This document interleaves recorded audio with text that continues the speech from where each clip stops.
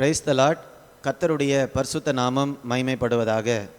இன்றைய தியானம் 2 நாளாகமம் 5ஆம் அதிகாரத்திலிருந்து 7ஆம் அதிகாரம் வரை.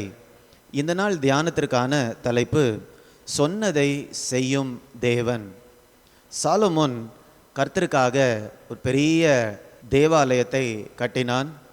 அதை கட்டி அதை பிரதிஷ்டை செய்யக்கூடிய நேரத்தில் தான் இன்றைக்கி நாம் வாசிக்கக்கூடிய அதிகாரங்கள் எழுதப்பட்டது. அப்போ நாம் இந்த அதிகாரத்தில் பார்க்கும்போது விசேஷமாக 4ஆம் வசனத்தில் நான் வாசிக்கிறேன்.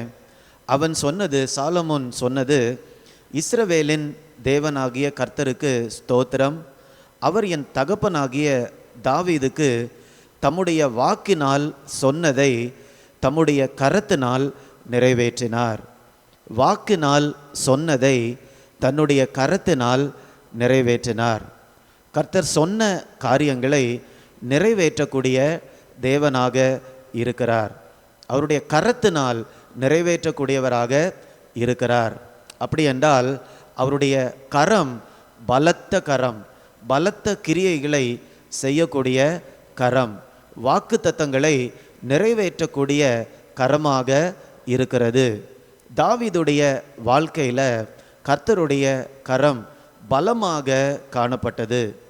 வேறு இடங்களில் கூட இந்த காரியத்தை நாம் பார்க்கலாம். முதலாவதாக சங்கீதம் 89:21ஆம் வசனத்தை நான் பார்க்கும்போது நான் வாசிக்கிறேன்.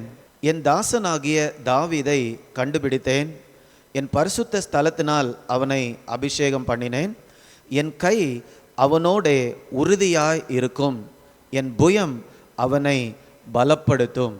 இப்போ கர்த்தருடைய கரம் தாவீது மேலே பலமாக காணப்பட்டபடியால் தாவீதின் மூலமாக பெரிய வல்லமையான பராக்கிரமான காரியங்கள் நடந்தது என்று நாம் வேதத்தில் வாசிக்க முடியும். கர்த்தருடைய கரம் மிகவும் வல்லமையுடைய கரம். யாத்ராகமம் 15ஆம் அதிகாரம் 6ஆம் வசனத்தை கூட நாம் வாசிக்கும்போது, கர்த்தாவே உம்முடைய வலது கரம் பலத்தினால் மகத்துவம் சிறந்திருக்கிறது. கர்த்தாவே உம்முடைய வலது கரம் பகைஞனை நொறுக்கிவிட்டது. உம்முடைய வலது கரம் பகைஞனை நொறுக்கிவிட்டது. இது மோசேயும் இஸ்ரவேல் ஜனங்களும் செங்கடலை கடந்து அடுத்த பக்கம் வந்த பிறகு பாடலாக பாடுகிறார்கள். பார்வோனையும் பார்வோனுடைய சேனையும் கர்த்தருடைய கரம் அந்த இடத்துல அழித்து போடுகிறது. அதை தான் அவர்கள் பாடுகிறார்கள்.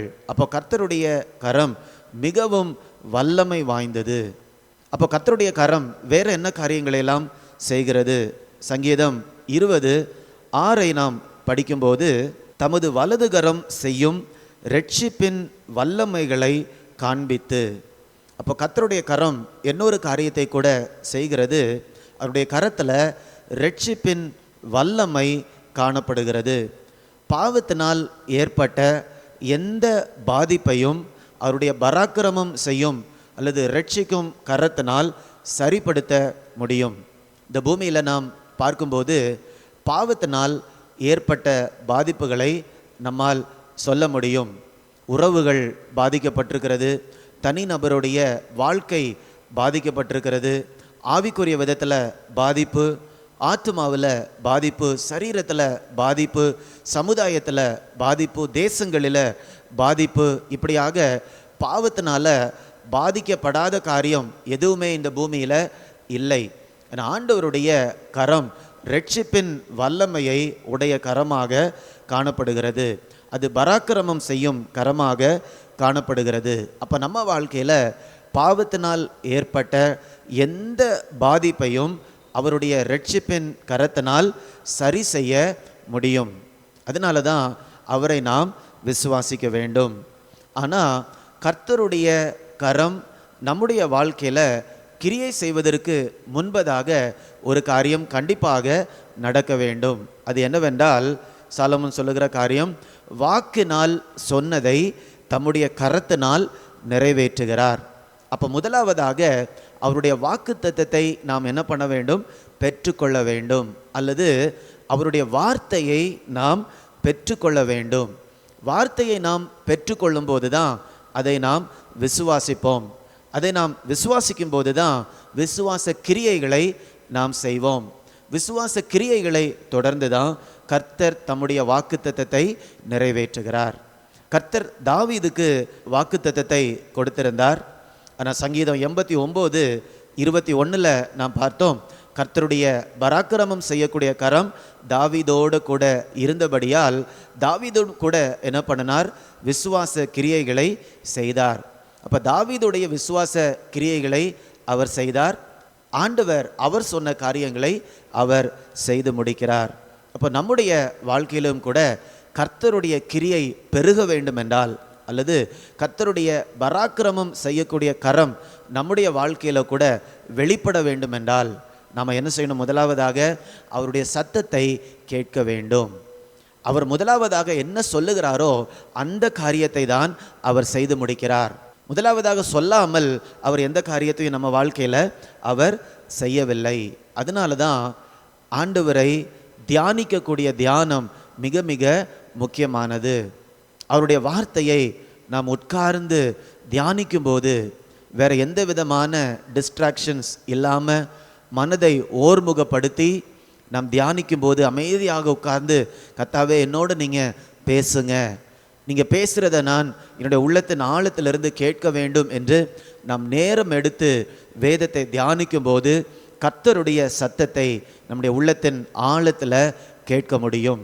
இப்போ கர்த்தருடைய சத்தத்தை நாம் தெளிவாக உள்ளத்தின் ஆழத்தில் கேட்டாதான் நாம் அந்த வார்த்தையை என்ன பண்ணுவோம்? விசுவாசிப்போம். விசுவாசிக்கும் போது மாத்திரம்தான் கர்த்தருடைய கரம் நம்முடைய வாழ்க்கையில் கிரியை செய்யும். இன்னைக்கு நாம் நம்முடைய வாழ்க்கையில் கர்த்தருடைய கரத்தை, பராக்கிரமம் செய்யக்கூடிய கரத்தை, ரட்சிக்கக்கூடிய கரத்தை நம்முடைய வாழ்க்கையில் நம்மால் பார்க்க முடியலை அப்படின்னா கர்த்தரை நாம் கேட்கிறோமா? அவர் சொல்லக்கூடிய வார்த்தைகளை நாம் கேட்கிறோமா? அவர் சொன்னதை செய்யக்கூடிய தேவன். அப்போ அவர் சொல்லுவதை நாம் கேட்கும்போது அந்த காரியங்களை அவர் செயல்படுத்துகிறார். இப்போ அவருடைய பாதத்தில் உட்கார்ந்து நம்ம கேட்பது மிக மிக அவசியமாக இருக்கிறது. இதை பார்த்து கொண்டிருக்கக்கூடிய அன்பானவர்களே, கர்த்தருடைய சத்தத்தை கேட்பதற்கு நேரத்தை ஒதுக்குறீங்களா? கர்த்தர் பேசுவதை கேட்கும் அளவும் நான் உட்கார்ந்து அவருடைய வேதத்தை வைத்து நான் தியானித்து கொண்டிருப்பேன் என்ற தீர்மானத்தோடு காணப்படுறீங்களா? அப்படி காணப்படுவோம் என்றால் கர்த்தர் நிச்சயமாக நம்மோடு பேசுவார். நம்மோடு பேசும்போது அவர் பேசுகிற காரியங்களை அவரே நிறைவேற்றுவார். நாம் ஜெபிக்கலாமா? அன்பின் பரலோக பிதாவே, உமக்கு நாங்கள் நன்றி செலுத்துகிறோம் அப்பா. நீங்கள் வாயினால் சொன்ன காரியத்தை உம்முடைய கரங்களினால் நீர் நிறைவேற்றக்கூடிய தேவனாக இருக்கிறீரப்பா. தாவீதுடைய வாழ்க்கையில் நீங்கள் அதை செய்தீங்க. தாவீதுக்கு நீங்கள் வாக்குத்தத்தம் பண்ணினதை தாவீதுடைய குமாரனாகிய சாலமோனுடைய நாட்களில் அதை நீங்கள் நிறைவேற்றினீங்க. எங்களுடைய வாழ்க்கையிலும் கூட கர்த்தர் பேசுவதை நாங்கள் கேட்டு அதை விசுவாசித்து கர்த்தர் கிரியை செய்வதற்கு நாங்கள் இடம் கொடுக்க ஆண்டவர் கிருபை தரும்படியாய் ஜெபிக்கிறேனப்பா. இதை பார்த்து கொண்டிருக்கக்கூடிய எங்கள் ஒவ்வொருவருடைய வாழ்க்கையிலும் கர்த்தருடைய கிரியை பெருகும்படியாய் ஜெபிக்கிறேனப்பா. எங்கள் ஒவ்வொருவருடைய தனிப்பட்ட வாழ்க்கையிலையும், குடும்ப வாழ்க்கையிலையும், வேலை செய்கிற இடங்களிலையும், சபையிலையும் கர்த்தருடைய கிரியை பெருகும்படியாய் ஜெபிக்கிறேனப்பா. அதன் மூலமாக உம்முடைய திட்டங்கள் இந்த பூமியில் எங்கள் மூலமாக நிறைவேறும்படியாய் ஜெபிக்கிறேன்.